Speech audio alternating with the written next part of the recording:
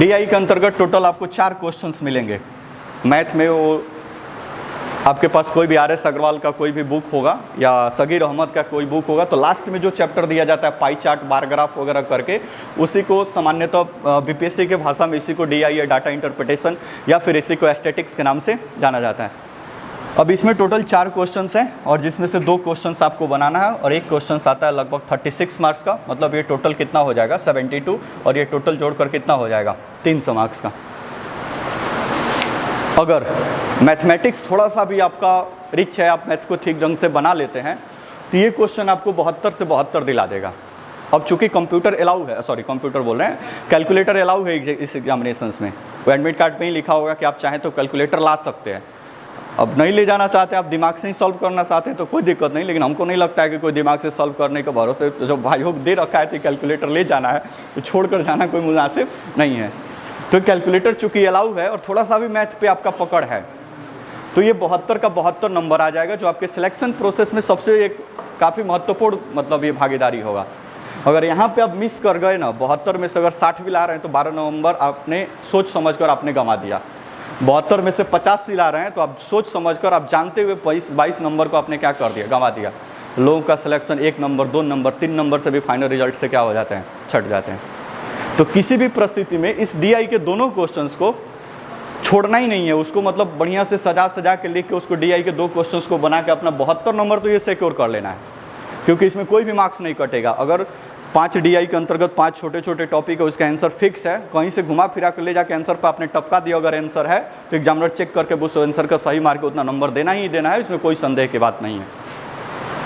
तो ये 72 नंबर बस गेन कर लेना है। फिर यहाँ से अपना ठीक ढंग से, अब एक क्वेश्चन 38 नंबर का है, इसी क्वेश्चन को अब अलग किस प्रकार से लिखा जाएगा थोड़ा सा आगे बातचीत करेंगे। तो ये हुआ टोटल पूरा पेपर 1 GS 1 का कैलकुलेशन। एक सेगमेंट में हिस्ट्री और आर्ट एंड कल्चर है, दूसरे सेगमेंट में करंट अफेयर्स है और तीसरे सेगमेंट में DI के क्वेश्चन है।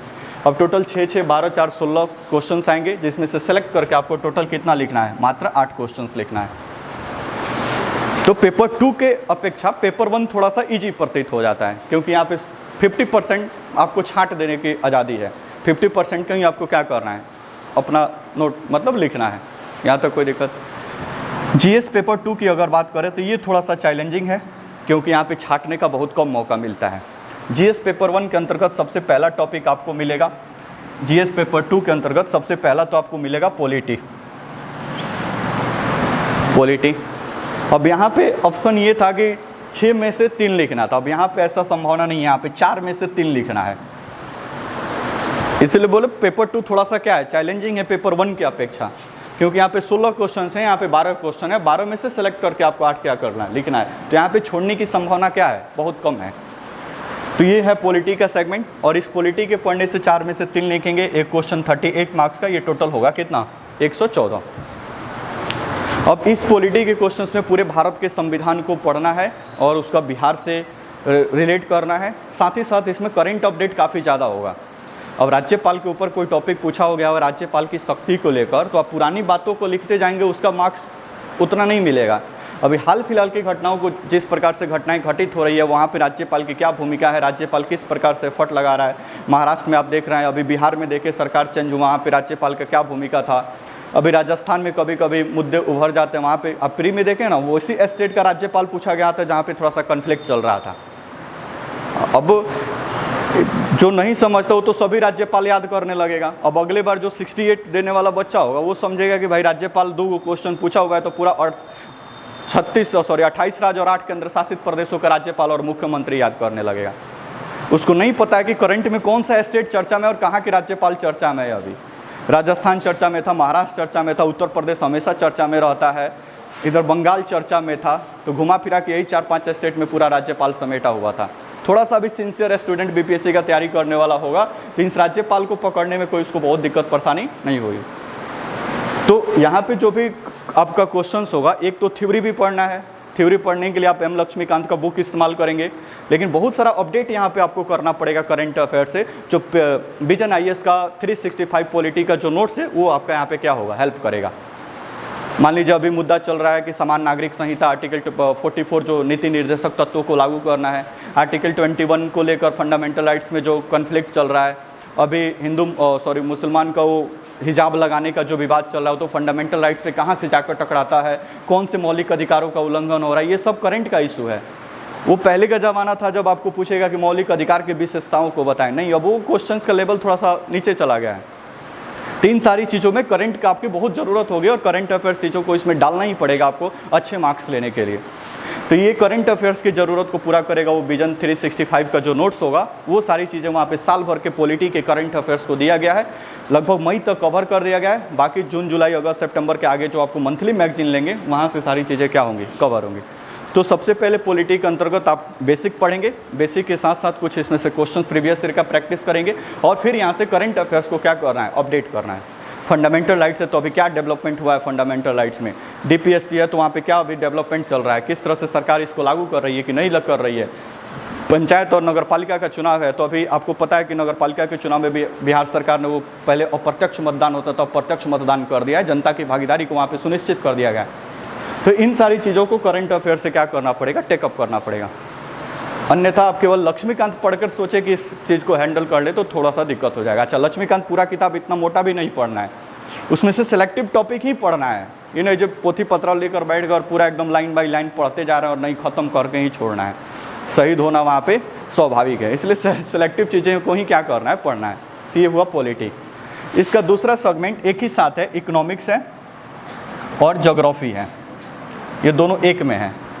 अब इकोनॉमिक्स के अंतर्गत पूरा इकोनॉमिक्स आपको नहीं पढ़ना है, ज्योग्राफी के अंतर्गत ज्योग्राफी नहीं पढ़ना है।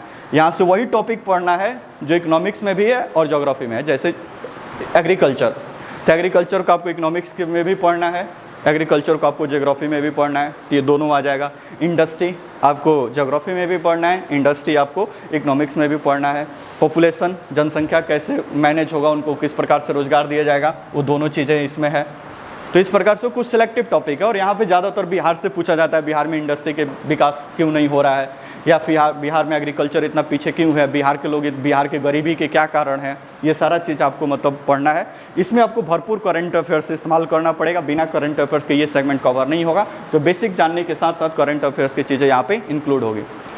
ज्योग्राफी के अंतर्गत प्रीवियस ईयर का लगभग 10-15 साल का हमने क्वेश्चन देखा, तो ज्योग्राफी के अंतर्गत फिजिकल ज्योग्राफी से एक का दो क्वेश्चन बना हुआ है। एक बार प्लेट टेक्टोनिक्स पे क्वेश्चन बना हुआ है, एक दो बार मानसून के ऊपर क्वेश्चंस बना हुआ है कि मानसून क्या होता है, बिहार में इसका क्या प्रभाव है, वो किस प्रकार से बिहार के एग्रीकल्चर को प्रभावित करता है। तो एक मानसून पे है, प्लेट टेक्टोनिक्स, हिमालय का निर्माण वगैरह ये एक बार पूछा गया है। तो इस प्रकार से कभी कभी फिजिकल ज्योग्राफी के कुछ टॉपिक्स को यहाँ पे किया गया है। तो फिजिकल, अच्छा, जो एक बार टॉपिक्स में आ गया तो फिर उसको आपको करना है, तो वो प्लेट टेक्टोनिक्स और कुछ थ्योरेटिकल बातें हैं, उन सारी चीज़ों को भी आपको यहाँ पे करना पड़ेगा। बाकी इकोनॉमिक्स के अंतर्गत कुछ चुनिंदा टॉपिक हैं वो आपको कराया जाएगा और तमाम चीज़ें यहाँ से कवर होगा। अब यहाँ पे भी टोटल 4 क्वेश्चन आएंगे, जहाँ से सेलेक्ट करके आपको 3 लिखना होगा और एक क्वेश्चन होगा कितना, 38 मार्क्स का, और ये भी हो जाएगा कितना, 114। कोई दिक्कत यहाँ तक? अब 114 मार्क्स का ही आएगा। अब नेक्स्ट इसका तीसरा सेगमेंट बात करें तो वो है science and technology. Science and technology की बात करें तो यहाँ पे आएगा 4 क्वेश्चंस। साइंस एंड टेक्नोलॉजी, अच्छा, ये जनरल साइंस नहीं है, वो फिजिक्स केमिस्ट्री बायोलॉजी नहीं पढ़ना है। अब फिजिक्स केमिस्ट्री बायोलॉजी प्री तक आपने पढ़ लिया और पास कर लिया, काम खत्म।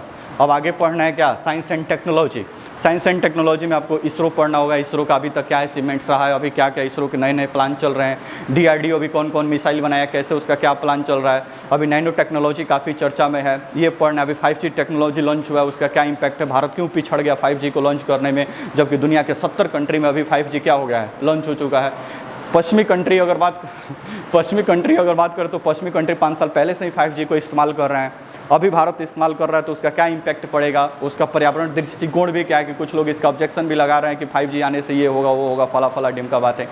तो अभी करंट अफेयर्स की चीज़ें यहाँ पे काफ़ी सारी इंक्लूड होती हैं और साइंस टेक्नोलॉजी का भी हिस्सा बिना करंट अफेयर्स का भी पॉसिबल नहीं है, क्योंकि इसरो के बारे में अचीवमेंट्स लिखना है। तो जो आपके पास पुराने किताब होंगे, हो सकता है कि 2014 का किताब है तो 2014 तक अचीवमेंट्स होगा, 2015 का किताब है तो 2015 का होगा, लेकिन 2014, 15, 17 लिखने से काम नहीं चलेगा। यहाँ पे 2022 में कौन सा आगे काम करने वाला इसरो, इसको भी अपडेट करना पड़ेगा।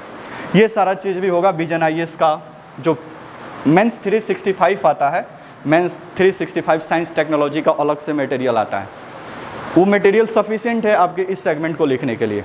बाकी कोई अदर दूसरे बुक की आवश्यकता नहीं है। एक बुक जो है वो सभी के लिए कॉमन होगा, वो अभी आगे हम चर्चा करेंगे।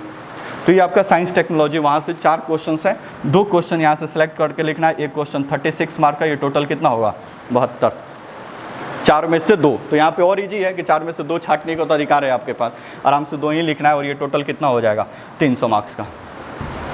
तो ये हुआ पेपर 1 और पेपर 2 के अंतर्गत पूरा सिलेबस एक आपको हमने बता दिया कि पेपर 1 में क्या आता है, पेपर 2 में आता है, कितने क्वेश्चंस आते हैं, कितने क्वेश्चंस आपको अटेम्प्ट करने होते हैं, ये सारी चीज़ें यहाँ पे क्या हो गई, डिस्कस हो गई। यहाँ तक कोई दिक्कत?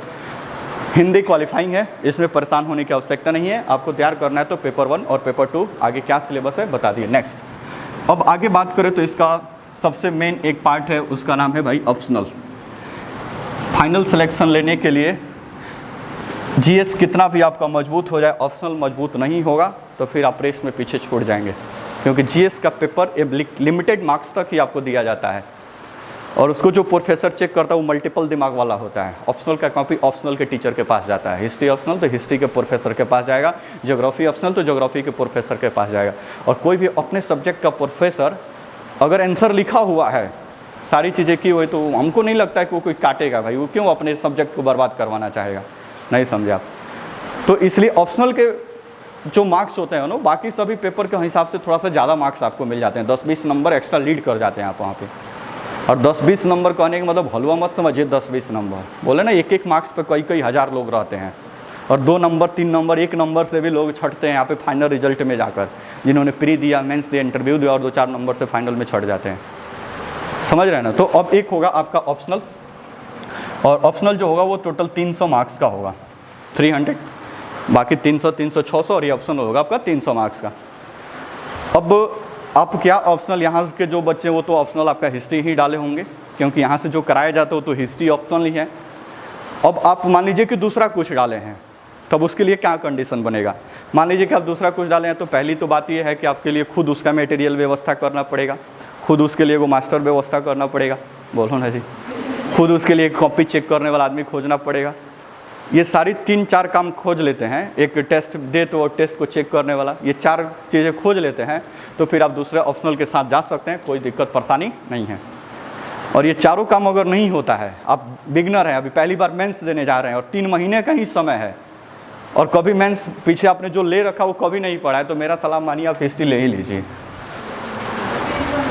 चेंज करने का ऑप्शन इस बार, यही तो खासियत है अतुल प्रसाद जी का, इतना ना परिवर्तन कर दिया कि मल्टीपल ऑप्शन दे दिए हैं। 2 नवंबर से मेरा एक जो मेंस है उसको हम भूल गए थे कब उसका मेंस देना है, क्योंकि उसमें मैथमेटिक्स ऑप्शनल था। अब कहीं दुआ करो तो भाई चेंज हो जाता तो भी ठीक होता, तब तक ये आ गए अध्यक्ष महोदय और इन्होंने चेंज करने का ऑप्शन दे दिया, तो हमने डाल दिया इकोनॉमिक्स, आसानी से काम हो जाएगा, कोई दिक्कत परेशानी नहीं है। तो अभी तो भूल गए थे, लेकिन फिर दोबारा वो याद आ गया कि 1 महीना में नहीं पढ़ कर 2 नवंबर से मेंस का पेपर देना है, ठीक है। तो इस प्रकार से अभी तो मौका है आपके पास, आराम से आप ऑप्शनल चेंज कर सकते हैं और अपने मतलब करके वहाँ से दे सकते हैं। यहाँ से हिस्ट्री ऑप्शनल लेने का क्या फ़ायदा होगा, एक तो दिल्ली के सबसे प्रसिद्ध टीचर अभी बताए उनका नोट्स है, क्लास नोट्स भी है और प्रिंटेड मटेरियल्स भी है, चारों सेगमेंट के, एंसेंट, मेडुअल, मॉडर्न और साथ साथ वर्ल्ड हिस्ट्री के, ये चारों सेगमेंट के हैं। दूसरा, प्रीवियस ईयर के बहुत सारे क्वेश्चंस के आंसर मॉडल आंसर के रूप में है। तीसरा, आप जो क्वेश्चन लेंगे लिखेंगे हम उसको चेक करके अच्छा से आपको गाइड कर सकते हैं। तो ये सारी चीज़ें बेनिफिट्स हैं और समय पर आपको नोट्स मिल जाएगा। अब यहाँ से मान लीजिए कि कोई PSIR के कोई और नोट्स है, तो फिर उसको कहीं से आयात करना पड़ेगा, वो आएगा तो फिर कैसे आएगा कैसे नहीं आएगा, उसका कोई दिन कितना दिन में पहुँचेगा, इसके लिए भी सस्पेंस है, नहीं समझे। और सबसे ज़रूरी बात को उसको चेक करने वाला आदमी आपके पास है कि नहीं, क्योंकि बहुत सारे क्वेश्चन इस बीच में लिखेंगे जहाँ से वो चेक करके फिर आपको बताया जाएगा कि ऐसे ऐसे नहीं लिखना है, ऐसे लिखना है, यहाँ पे पैराग्राफ की ज़रूरत है, यहाँ पे ये चीज़ें की ज़रूरत है, तो सारी चीज़ें हैं। तो आप अपने हिसाब से ऑप्शनल को डिसाइड कर लेंगे कि क्या आपको ऑप्शनल रखना है, लेकिन जो भी डिसाइड करेंगे काफ़ी डिसाइडिंग फैक्टर होगा, क्योंकि आप जीएस पेपर 1 3 घंटा पढ़ेंगे, जीएस पेपर 2 3 घंटा पढ़ेंगे, तो ऑप्शनल आपको 5 घंटा पढ़ना पड़ेगा दोनों के बदले, क्योंकि दोनों भी 300 मार्क्स का, ये अकेले एक सब्जेक्ट पढ़ेंगे तो 300 मार्क्स दिलाएगा, समझे ना। और दूसरा फायदा इसका ये है कि हिस्ट्री ऑप्शनल लेते हैं तो जीएस पेपर 1 के अंतर्गत जो 114 नंबर का हिस्ट्री है उसके लिए अलग से कोई मेहनत नहीं करना पड़ेगा। यहाँ पे इतना पढ़ लेंगे कि वो तो हलवा लगेगा, वो 3 क्वेश्चन जो आपको अटेम्प्ट करना होगा। एक आर्ट एंड कल्चर को छोड़ दिया जाए तो संथाल विद्रोह, मुंडा विद्रोह, 1857 की क्रांति, भारत छोड़ो आंदोलन, ये सारी चीज़ें आपको यहाँ पे मॉडर्न हिस्ट्री में करना है, तो एक तीर से डबल निशाना लगा देंगे, एक इधर ऑप्शनल भी हो जाएगा और दूसरा पेपर 1 का भी काम कंप्लीट हो जाएगा। दूसरा इसका फ़ायदा ये है कि एक बार पढ़ लिए तो दोबारा इसमें कोई अपडेशन ही नहीं है। एक बार पढ़ के नोट्स बना लिए तो दुर्भाग्यपूर्ण तरीके से अगर नहीं हुआ तो अगले 68 में यही नोट्स काम आएगा, अलग से कुछ नहीं अपडेट मारना है इसमें। फिर आगे कोई आपके भाई बंधु पढ़ना है वही नोट्स थमा दीजिए, बस यही पढ़ना है, कोई अपडेट नहीं है यहाँ पे। उसका भी आगे जनरेशन पढ़ना है, कोई दिक्कत नहीं है, यही पढ़ो भाई, हिस्ट्री यही है, कोई ज़्यादा भटकना नहीं है। अब बीपीएससी के ऑप्शनल के साथ खास बात यह है कि 10 साल का प्रीवियस ईयर का क्वेश्चन केवल आप लिख के घर पे प्रैक्टिस कर लिए ना 10 साल का, तो मैक्सिमम क्वेश्चंस फंस जाएगा। 12 क्वेश्चन में से सेलेक्ट करके 6 ही क्वेश्चन लिखना है, 50% छोड़ने की आज़ादी यहाँ पे भी है ऑप्शनल की अगर बात करें तो 12 क्वेश्चंस में से आपको 6 ही लिखना है। और हम बोले कि 10 साल का क्वेश्चन प्रैक्टिस कर लेना है। ये वो किताब ले लेना है संदर्भ पब्लिकेशन का, जिसमें प्रीवियस ईयर का 20 साल का क्वेश्चन लिखा हुआ है। मटेरियल पढ़ लिया अपना, एक अपना दिमाग में फ्रेमिंग बना लिया, एक बार वो क्या लिखा है उसको भी थोड़ा सा देख लिया, घर पे लिख कर उसको क्या कर लिया, प्रैक्टिस कर लिया, एकदम मस्ती से चलते फिरते खुश रहिए और काम आगे बढ़ते जाएगा। अब मान लीजिए दूसरा नोट्स ले लिए तो फिर कहाँ से पढ़ें, कैसे पढ़ें, कहाँ से व्यवस्था करें, कहाँ से टीचर लाए, सारी चीज़ें दुविधा बनी रहेगी हमेशा और फिर दिक्कत परेशानी होने लगेगी। अब हिस्ट्री के साथ अब बात करते हैं इसका क्या सेगमेंट। तो आपको पता है कि कोई भी ऑप्शनल हो वो 2 सेगमेंट में आता है। पहले जो पेपर 1 और पेपर 2 60 से 62वीं से पहले 2 ऑप्शनल होता था। 60 से 62वीं से सिलेबस चेंज हुआ और उसको ऑप्शनल को क्या कर दिया 1। तो पहले 2 पेपर होता था, उसी को अब 2 खंड कर दिया गया है। तो आपके पेपर में खंड 1 आएगा यानी पार्ट 1 और 1 आएगा पार्ट 2। ये हिस्ट्री का हम बता रहे हैं, ठीक है। और पार्ट 1 के अंतर्गत ही 2 भाग होगा, एक मान लीजिए क मान लेते हैं और एक मान लेते हैं ख, कोई दिक्कत। अब यहाँ पे जो होगा वो आपको एंशिएंट हिस्ट्री आएगा, यहाँ पे आपको आएगा मेडिवल हिस्ट्री यानी मध्यकालीन भारत। यहाँ पे आपको आएगा 2 पार्ट में भी होगा क और ख। यहाँ पे आपका आएगा मॉडर्न हिस्ट्री और यहाँ पे आएगा आपको वर्ल्ड हिस्ट्री। टोटल 4 2 और उसके 2 सब टॉपिक में विभाजित होगा। यहाँ पे टोटल 3 क्वेश्चंस आएगा, यहाँ पे भी टोटल 3 यहाँ पे भी आएगा, 3 यहाँ पे भी आएगा, 3 यहाँ पे भी आएगा, 3 यहाँ पे भी आएगा, तो टोटल 12 क्वेश्चन।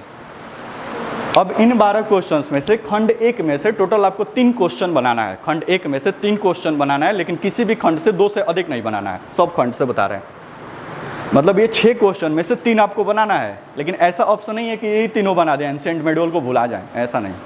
2 इसमें से तो 1 इसमें से, 2 इसमें से तो 1 इसमें से। अब इतनी आज़ादी कौन से कमीशन ने दे रखा है भाई? कोई कमीशन इतना आज़ादी नहीं दे रखा है कि 6 क्वेश्चन में से 3 लिखना है, 3 छोड़ देना है अपने मर्जी से। अब 100% का तैयारी कर रहे हैं आप, तो 50% क्यों नहीं अटैम्प्ट होगा भाई? उस भी 50% में से 40-50% लाना है पास करने के लिए, नहीं समझा?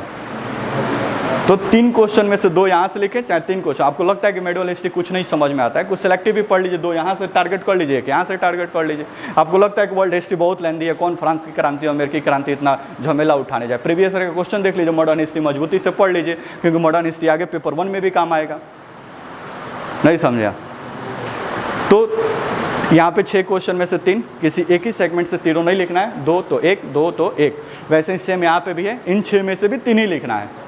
2 मॉडर्न हिस्ट्री से लिखे तो वर्ल्ड हिस्ट्री से 1, हेलो नो बात। वर्ल्ड हिस्ट्री में से 3 है तो इसमें से सेलेक्ट करके 2 तो मॉडर्न हिस्ट्री 1 लिखना है। अब ओवर थिंकिंग मत करिएगा, सर अब 6 को दिया हम 7 को लिख देंगे, क्या अधिक मार्क्स मिलेगा? ऐसा दिमाग भूल के भी मत लगाइएगा, ठीक है? क्योंकि कॉपी लिमिटेड मिलता है और लिमिटेड कॉपी में ही आपको सारी चीज़ें लिखनी होता है। नागेश्वर देखो बाहर कौन है, ठीक है? तो ये बात समझे आप, 3 सेलेक्ट करके इसको क्या करना है, लिखना है। तो टोटल 12 क्वेश्चन में से 6 क्वेश्चन आपको लिखना है। हम बोले कि 10 साल का प्रीवियस ईयर का क्वेश्चंस और प्रिंटेड नोट्स में जो दिया गया मटेरियल है, जिसमें बहुत सारे क्वेश्चंस के आंसर लिखा गया है, इतना आप कर लेते हैं और घर पे बस लिख कर प्रैक्टिस कर लेते हैं ना। हम दावा करते हैं कि 40 क्वेश्चन एक सेगमेंट से, 10 क्वेश्चन दूसरे, 10 × 4 40 क्वेश्चन आप प्रैक्टिस करते हैं, तो अगला 12 क्वेश्चन जो पेपर में होगा इसी 40 के आसपास छपा होगा। छपा होगा मतलब समझ रहे हैं ना? अब कहने का मतलब A to Z मत समझिएगा कि लिखा है कि गुप्ता, तो गुप्ता में सर वही क्वेश्चन क्यों नहीं आया। अब गुप्ता पढ़ा दिया गया सब, तो गुप्ता के आसपास ही होगा। हो सकता है कि उसका आर्ट एंड कल्चर पूछ ले, स्वर्ण युग था क्यों उसको पूछ ले, उनके 9 महारत्न थे जो चंद्रगुप्त द्वितीय के दरबार में, उससे पूछ ले, लेकिन आएगा तो उसी के रेंज में, ठीक है? तो हिस्ट्री के साथ ये कंडीशन है। हालांकि सिलेबस इसका बहुत वास्ट है भाई, इसमें कोई संदेह की नहीं बात है। 37 लगभग ऑप्शनल का सिलेबस दे रखा है बीपीएससी ने, जिसमें से सबसे लंबा और चौड़ा सब्जेक्ट यही है हिस्ट्री, जिसको पहले ही लोग देखकर धाराशायी हो जाते हैं।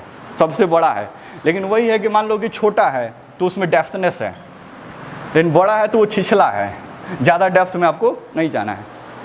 अब आपको दिमाग लगाना है कि जाकर नीचे डुबकी लगाना है कि ऊपर ऊपर ही पार कर जाना है, वो आपके ऊपर डिपेंड करेगा। कंडीशन दोनों में अप्लाई है। एक छोटा है तो उसमें डेप्थ है, और एक बड़ा है तो उसमें बस छिछला है, बस तैरते हुए आगे बढ़ जाना है। हो सकता है कि LSW बाकी सारे सब्जेक्ट्स वगैरह हैं उसमें थोड़ा सा आपका सिलेबस कम दिखे कि यार 7 ही 8 पॉइंट में। इकोनॉमिक्स का अगर सिलेबस की बात करें तो खंड 1 के अंतर्गत 6 टॉपिक दिया हुआ है, खंड 2 के अंतर्गत 8 टॉपिक दिया हुआ है, टोटल 14 टॉपिक ही दिख रहा है, लेकिन पूरा इकोनॉमिक्स लपेट दिया है इसी में। तो देखने में हो सकता है कि कुछ छोटा लगे, लेकिन वो बाद में आपको दिक्कत परेशानी कर सकता है, कोई दिक्कत परेशानी। तो ये ऑप्शनल का सिलेबस है। 12 क्वेश्चन में से 3 क्वेश्चंस आपको करना पड़ेगा, और 6 क्वेश्चंस करना पड़ेगा। नोट्स आपको प्रिंटेड नोट्स है, 2 एंसेंट का, 2 मेडुअल का, 2 मॉडर्न का और 2 वर्ल्ड हिस्ट्री का। ये चारों पढ़ लेना है। वर्ल्ड हिस्ट्री पढ़ेंगे तो IR वाला भाग पेपर 2 के अंतर्गत जो करंट अफेयर्स है वो कवर होगा। मॉडर्न हिस्ट्री पढ़ेंगे तो पेपर 1 के अंतर्गत पहला वाला भाग कवर होगा। ठीक है, तो पहले वाले भाग मतलब कि यहाँ पे जो पूछ रहा है वो GS पेपर 1 वहाँ पे मैच कर जाएगा, तो बहुत सारा हेल्प आपको बाकी GS पेपर 1 और 2 में भी इससे क्या हो जाएगा, मिल जाएगा। दूसरा क्लास नोट्स भी है, एक तो प्रिंटेड नोट्स आपको तुरंत प्रोवाइड करा दिया जाएगा, कुछ ही दिनों के अंदर उसका जिरॉक्स आप करवा लीजिएगा या हो जाएगा। और जो क्लास का नोट्स है उसमें टू द पॉइंट चीज़ें हम आपको क्लास में कराएंगे, और उसका क्लास में सारी चीज़ें होगा कि क्योंकि लिखने की हैबिट भी ज़रूरी है, सब लेकर पढ़ने से काम नहीं चलेगा। कितना भी खाना बढ़िया बना ले और उसको प्रेजेंट बढ़िया से ना करे तो उस खाने का कोई मतलब नहीं है। पता चला कि खा लिए तब ला रहे हैं आप पापड़ और सलाद, तो उसका कोई मतलब है जी, नहीं मतलब। अब एग्जाम देकर आए तब पता चला कि अजय वो बात लिखना था, एक पैराग्राफ वहाँ पे, एक चार्ट बनाना था, वहाँ पे एक ये बनाना था, नहीं। कितना भी बेहतरीन से बेहतरीन पढ़ लें, अभी तक आप मान लीजिए कि रट के PT वगैरह मान ली हो गया, लेकिन यहाँ से अब रटने वाला झमेला नहीं है भाई। यहाँ से आपको कॉपी पे आपके उत्तर को उतरना पड़ेगा, आपके थॉट्स प्रोसेस को कॉपी पे लाना पड़ेगा। जितना बेहतरीन होगा उतना ही आपका मार्क्स होगा और उतना ही आपका फाइनल रिजल्ट के लिए डिसाइड होगा। 900, ये टोटल 300 मार्क्स का, तो ये टोटल कितना हो गया, 900, बोलो ना जी। 900 में से जनरल का कट ऑफ हम बता रहे हैं। अच्छा, मेल फीमेल का अलग से कट ऑफ बनता है तो आपको पता है। जनरल का कट ऑफ हम बता रहे हैं तो प्रीवियस में 444-45 के आसपास है। 64 में थोड़ा सा आगे चला गया था, 495 चला गया था, लेकिन 65 और 66 दोनों में वापस से कम हो गया है, और 400, 450, 450 इसी के अराउंड मेंस का कट ऑफ है, यानी टोटल मिलाकर 50%। कोई दिक्कत? लेकिन इतना ही तक नहीं रुकना है भाई। 120 नंबर का इंटरव्यू है, 120 नंबर का इंटरव्यू है। अगर कट ऑफ पे है, अगर 445 पे कट ऑफ बना हुआ है, तो ये फाइनल रिजल्ट कम से कम तो 530 के इधर नहीं होगा। कितना जोड़ लीजिए, 30 से ऊपर हो जाएगा, नीचे नहीं होगा। अब आप सोच रहे हैं कि ऐसा कैसे सर पॉसिबल है कि 120 में 85-90? अरे भाई, जो यहाँ पे 445 उसमें से किसी का 490 होगा, किसी का 510 होगा, तो सब कहाँ जाएगा? तो ये मेंस का पेपर आपको डिसाइड कर देगा कि अगर आप कट ऑफ से 30, 35, 40 नंबर एक्स्ट्रा ला दिए हैं, इंटरव्यू में जाकर घूम कर भी चले आइएगा, कुछ थोड़ा बहुत भी बता के, तो इंटरव्यू की एक खासियत है कि कुछ मिनिमम मार्क्स तो आपको देना है भाई, उसमें कोई संदेह की बात नहीं है। तो मिनिमम मार्क्स भी दे देगा ना तो फाइनल रिजल्ट में आ जाएंगे। अगर इंटरव्यू भी बढ़िया से चला गया तो रैंक होल्ड कर जाएंगे भाई आप, मतलब रैंक होल्डर हो जाएंगे, पहले ही प्रयास में SDM बन जाएंगे, ऑफिसर वाला फीलिंग आने लगेगा नहीं, आ जाएगा। तो सब खेल कहाँ पे है? इस मेंस के 900 नंबर पे है। जितना बेहतरीन परफॉर्मेंस यहाँ पे दे सकते हैं उतना अपने आप को खपा दीजिए इसमें, और बेहतरीन से बेहतरीन परफॉर्मेंस दे दीजिए कि इंटरव्यू का सोचना ही नहीं पड़े। नहीं समझे? अभी जो रिजल्ट है उसमें कट ऑफ से 400 समथिंग था कट ऑफ, लेकिन कट ऑफ से 80 या 85 नंबर मेंस में ज़्यादा था। इंटरव्यू बहुत ख़राब गया था, मतलब जो भी सोचिए, मतलब जिस प्रकार से भी हुआ हो, तो सस्पेंस तो था भाई। लेकिन मेंस में अच्छा पहले पता नहीं चलता है, फाइनल दे देते हैं तभी फाइनल पता चलता है। अब ऐसा नहीं कि पहले ही बता दिया जाए कि नहीं आपका मेंस में इतना हो गया, आप रिलैक्स मोड में चले जाएं। वो किसी को नहीं पता है कि आपके मेंस में कितना है। मात्र 48 नंबर इंटरव्यू में लेकर फाइनल रिजल्ट बन गया, समझ जाइए। 48 कैसे, किस बल पे हुआ? संभावना किसी से कहिएगा कि 48 में इंटरव्यू 48 हुआ, फाइनल रिजल्ट कोई विश्वास ही नहीं करेगा। किसके बल पे हुआ? इस मेंस के रिटेन के मार्क्स पे, बल के पे हुआ।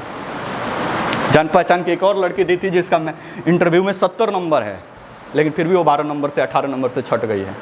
कहाँ पे मेन लोचा कहाँ पे? इस 900 में से कितना आपने लाया, ये महत्वपूर्ण है। अब BPSC का इंटरव्यू कोई प्रेडिक्ट नहीं कर सकता है भाई, यहाँ पे अलग प्रकार के लोग बैठते हैं आपके इंटरव्यू पैनल में। कितना भी आप मॉक इंटरव्यू दे दीजिए, कुछ नहीं मैच करता है वहाँ से। नहीं समझे? UPSC के चेयरमैन से पूछा गया कि आप जो पेपर सेट करते हैं, इस पेपर के साथ इतने सारे कोचिंग का नोट्स मटेरियल, ये सब ये नोट्स मटेरियल सब चलता है, क्यों नहीं लोग प्रेडिक्ट कर पाते हैं? तो यूपीएससी के चेयरमैन ने बोला कि जिस मार्केट में रह के सब लोग करते हैं उसी मार्केट में तो हम भी हैं भाई, हम भी तो देखते हैं क्या क्या मार्केट में आ रहा है और किस हिसाब से पेपर सेट करना है। तो ये लोग भी पीएससी के कमीशन में लोग बैठे इतने मतलब कम दिमाग वाले नहीं है, भी सब दिमाग लगा रहा है कहाँ पे कौन आ रहा है, ठीक है। और इंटरव्यू थोड़ा सा बीपीएससी का तो भाई होता है लेवल का, वहाँ पे जो भी होता है वो फैक्ट पे केवल बात करते हैं। अब आपको फैक्ट आता है तो उनका माइंडसेट बन जाता है। अब लोग कहने के लिए कह देता है कि आपको जो नहीं आता है वह स्किप कर दीजिए, लेकिन उसका निगेटिव भाव तो जाता है भाई इंटरव्यूअर के ऊपर। उसको लगेगा ना भाई 4-5 क्वेश्चन आपने लगातार नहीं बताया तो उसको लगेगा जरूर, तो उसको हंट करेगा भाई कि मतलब इनको आना चाहिए था। तो मेन आपका सब गेम कहाँ पे है? इस 900 के ऊपर है। जितना बेहतरीन परफॉर्मेंस कर दिए, 500 उस पार भेजा दिए बस, तो फिर बेफिक्र रहिए कि अगला एसडीएम आप ही होने वाले हैं। अगर थोड़ा सा भी पास कर गए और कट ऑफ मार्क्स में, तो बेहतरीन से बेहतरीन इंटरव्यू देना पड़ेगा, तो आप सिलेक्शन प्रोसेस में आ जाएंगे, ठीक है। लेकिन सिलेक्शन अभी आपको लग रहा है कि नौकरी कोई भी हो जाए तो काम चल जाएगा, लेकिन जब मान लीजिए सीओ बीडीओ हो जाए और एसडीएम न बने तो उस समय अलग अलग ही दुख फील होता है भाई। वो भी हो जाते तो थोड़ा सा अलग माहौल है। कितना भाई तू मंडल में है, देखे तो भाई अभी वो सीमा मैम का वीडियो शायद नहीं डाले थे, वो अभी बनी है DYSP, तो वो पूरा एकदम 60-70 को पुलिस फोर्स पीछे था, दशहरा में ड्यूटी लगा था। कितना दरोगा और एसआई पीछे पीछे घूम रहा है। लो भाई जी हजूर बोलिए मैम किधर जाना है, तो अलग ही माहौल। देखा अब जिसने चौक चौराहे पर सब BDO CO सब बैठे हुए हैं, एकदम कुर्सी लगाया टेबल लगा के, जहाँ मर्जी वहीं पे चाट आ रहा है, वहीं पे कुल्फी आ रहा है, सारा चीज़ आ रहा है, बैठे बैठे वहीं से सब गाइड कर रहा है। एक वायरलेस लिया हुआ है, इस मोड़ पे जाम लग गया उसको छुड़वाया जाए, बस वहाँ पे सब एसआई और दरोगा और सब इंस्पेक्टर लोग भागे भागे फेड है, कांस्टेबल लोग यहाँ पे वो हो गया, वहाँ पे कोई, वो बैठे बैठे सब एक ही जगह से कंट्रोल कर रहा है, जो मर्जी खा रहा है, मेला देख रहा है, आराम से इंजॉय कर रहा है। समझ रहे हैं ना? उसको अलग से भटकने की आवश्यकता नहीं है। कुर्सी पे जो बैठा हुआ उसी के इशारे से कुर्सी घूम रही है, इधर घूम तो इधर घूम, इधर घूम तो इधर। तो ये तो चाहिए, तो फिर ये 900 पे आपको टारगेट करना पड़ेगा और इस 900 में बेहतरीन से बेहतरीन परफॉर्मेंस करना पड़ेगा। जिसकी सबसे खास और सबसे महत्वपूर्ण बात है कि आपको कम से कम इस बीच में सेंचुरी का 1 बंडल पेपर 1 के लिए लिख देना होगा, सेंचुरी का 1 बंडल पेपर 2 के लिए लिख देना होगा और सेंचुरी का 2 बंडल ऑप्शनल के लिए लिख देना होगा। 2000 पेज अगर आप 3 महीने में लिख दिए तो हम लिख कर दे सकते हैं कि आपका मेंस पास कर जाइएगा। अब लिखेंगे क्या अभी तो आगे पता चलेगा, आगे आगे देखिए अभी होता है क्या, नहीं समझे। जानते सब कुछ है, लेकिन अब उसको रिप्रेजेंट कैसे करना ये मैटर करता है। अब आपको अभी बोल दें कि आपको पंचायत का मुखिया बना दिया जाए, तो पंचायत के लिए क्या करेंगे आप, क्या क्या एफर्ट लगाएंगे? बस कुछ नहीं, उसी सोच को बिहार पे अप्लाई कर देना है, उसी सोच को भारत पे अप्लाई कर देना है, करना कुछ नहीं है। दिमाग में बस सोच आना चाहिए, बाकी सारी चीज़ें हो जाएंगी। तो ये 900 नंबर का आपका पूरा मेंस होगा।